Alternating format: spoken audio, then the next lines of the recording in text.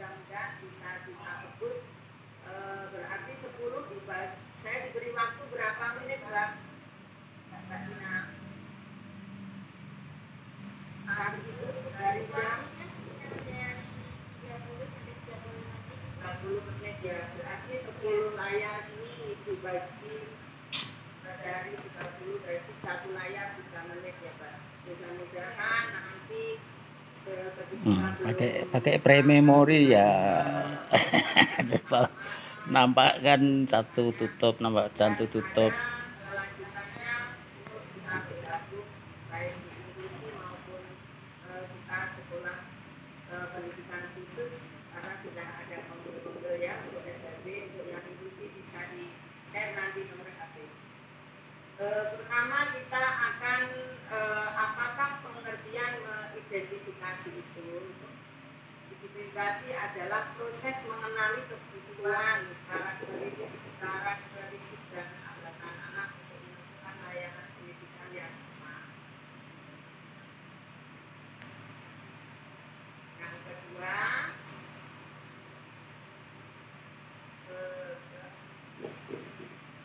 kita akan pengertian identifikasi untuk anak dengan hambatan penglihatan.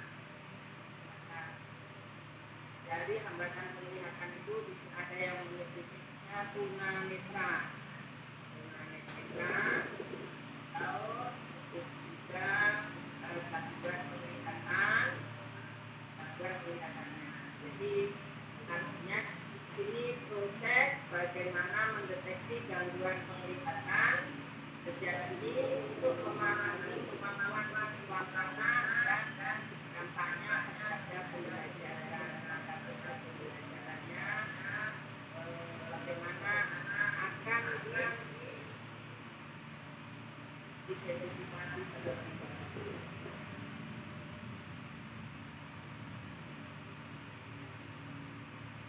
Yang selanjutnya, macam atau jenis identifikasi anak dengan hambatan penglihatan atau tunanetra. Yang pertama adalah identifikasi medis, yaitu pemeriksaan oleh dokter. Ini ada spesifik dokternya, mata. Oh, dek nih anu Pak Dr. Subagio MSI onten anune kok callinge karo Bu sapa sing teng Mempawah niku. Oh, Bu Miftah.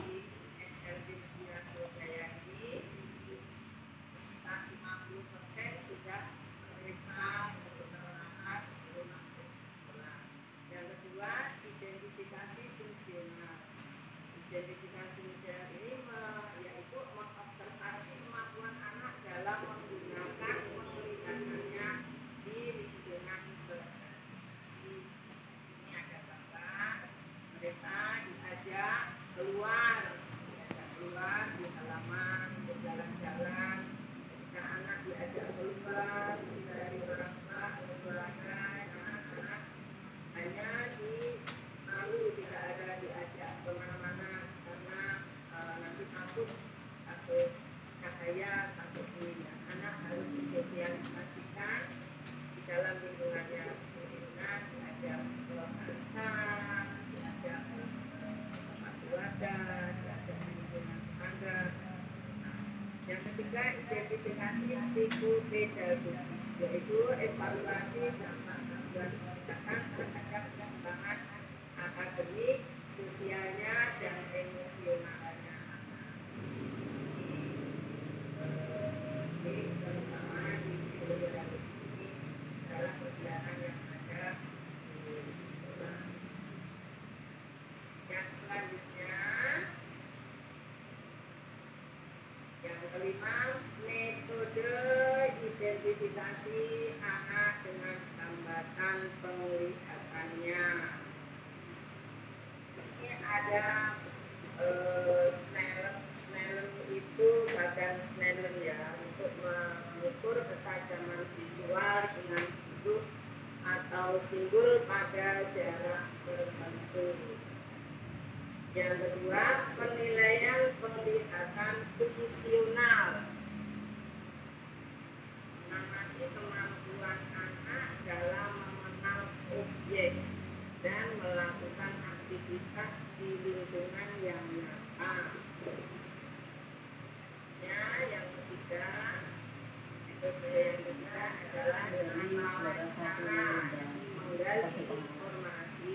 Kelly. dari orang tua atau guru Oh. tentang perilaku dan kesulitan anak masing-masing atau pribadi. Yang selanjutnya, bagaimanakah langkah-langkah identifikasi? Identifikasi langkah pertama adalah observasi awal perilaku visual siswa.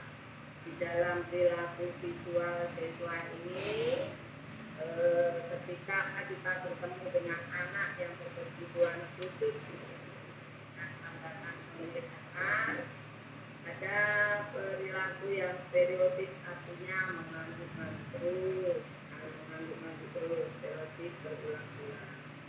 Ada juga yang bertemu dengan anak setiap saat itu akan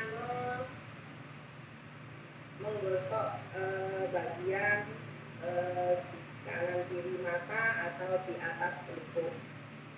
Ada sebagian yang begitu, jadi siswa masing-masing itu membawa perilaku yang berbeda. Yang kedua, pemeriksaan klinis oleh spesialis mata, ini dokter yang akan memeriksa dengan hasil-hasilnya. Yang selanjutnya, melakukan tes penglihatan jarak jauh dan jarak dekat, bisa kita ukur dengan anak disuruh melemparkan benda kecil seperti lereng. Nanti mereka bisa ukurkan, selanjutnya mungkin dan lereng tapi bila bentuk berapa jarak mereka bisa menemukan budaya. Selanjutnya, melakukan penilaian fungsional di berbagai lingkungan dan kondisi perencanaan. Jadi di sini dengan bantuan sinar, bantuan lampu, bagaimana anak ini bisa awas dengan tes dengan huruf-huruf selanjutnya, menyusun laporan hasil identifikasi untuk menentukan hubungan akhir. Selanjutnya, identifikasi kebutuhan pembelajaran anak tunanetra. Ada prinsipnya, di sini ada prinsip pembelajaran. Pertama, memanfaatkan indera yang lain dari sentuhan, pendengaran untuk menggantikan keterbatasan visualnya. Jadi kalau dengan anak-anak tunanetra itu yang pokok adalah kita ketajam pendengaran dia itu, kita memanggil harus jelas, sentuhan,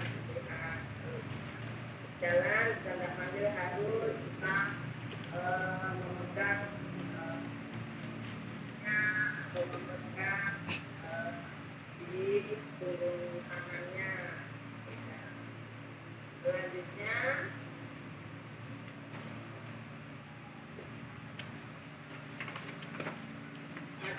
kok beda-beda sih tampilannya Dek Pak Margono, foto anunya di atas, anunya di bawah, punya saya di samping kanan peserta, kiri slide-nya, tengah yang diomongkan. Tampilannya beda-beda.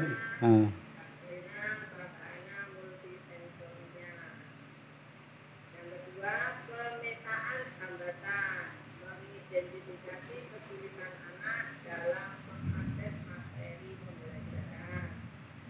Yang ketiga, pemilihan media untuk menentukan media seperti braille, rekaman audio, atau alat bantu visual, berbagai media.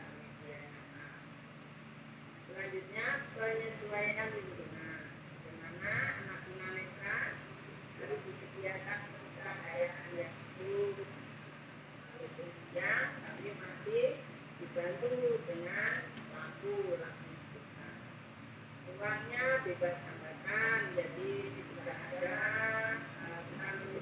bisa juga buat meja itu buat duduk atau untuk lorong itu kita buat supaya lebih lebar dan dengan alat bantu adaptif. Mereka sudah tidak mau memakai ulang lagi tetapi komponennya. Yang selanjutnya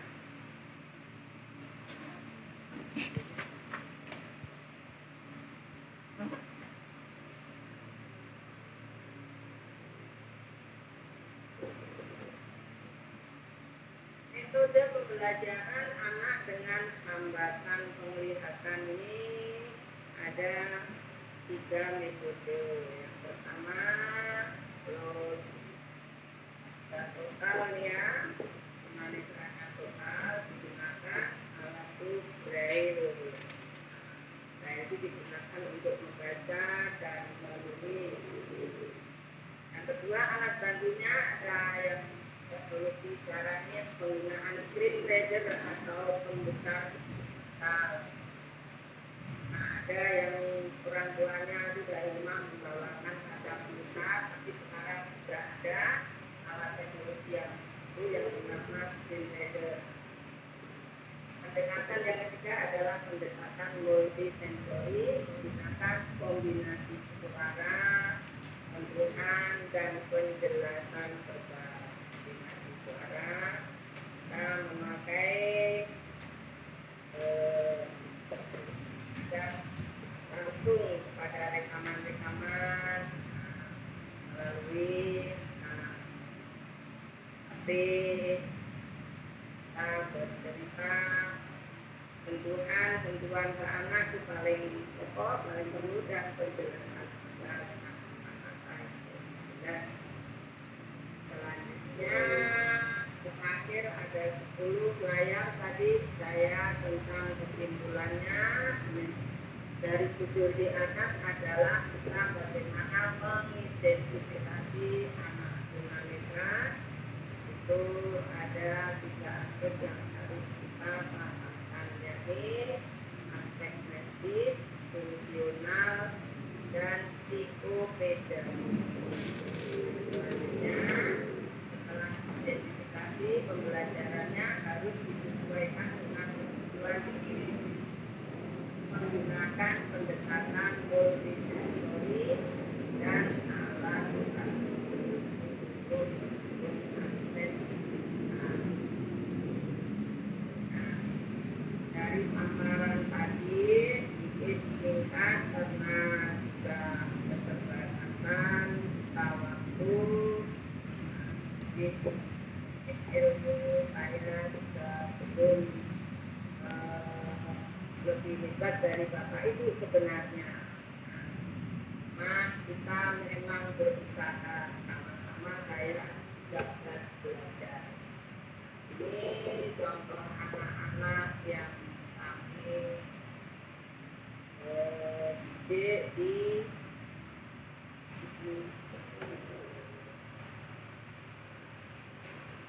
ini anak tunanetra total yang memang dari sebelum lahir.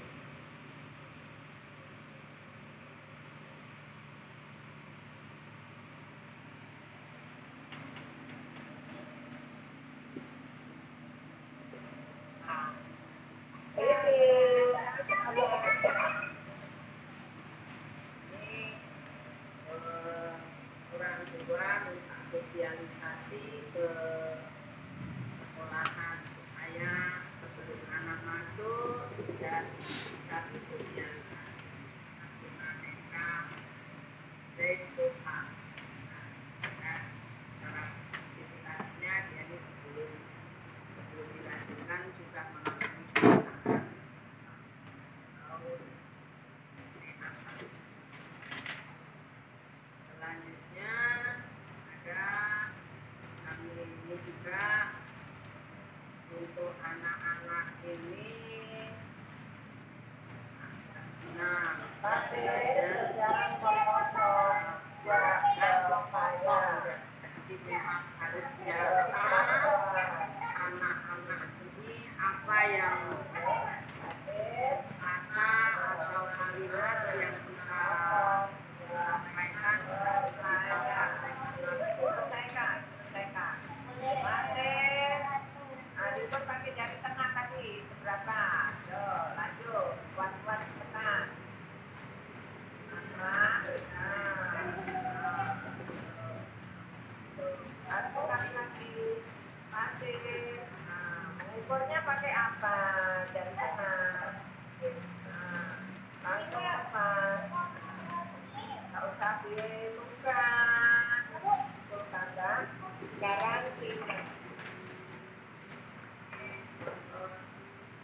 tindakan nyata apa menjelaskan dengan visual memotong pepaya. Jadi kita langsung anak-anak belajar memotong, memetik. Jadi ini anak juga mengalami hambatan penglihatan, tapi masih ada sisa. Jadi yang mata sebelah kanan sudah total, kita juga, dan sebelah kiri masih ada sisa, tapi dengan jarak sekitar 1 meter sampai 2 meter tidak ada bentuk lagi kalau dilihat kiri dan kanan. Ini juga baru masuk anak tunanetra, baru masuk namanya Sapa.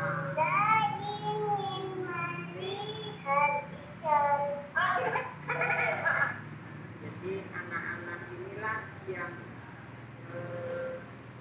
dengan hambatan penglihatan, dengan klasifikasinya itu ada yang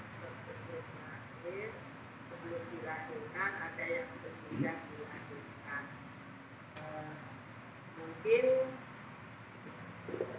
yang lain dari paparan saya ada 10 karena saya ngambil identifikasi, khusus diidentifikasi dengan hambatan penglihatan. Nanti untuk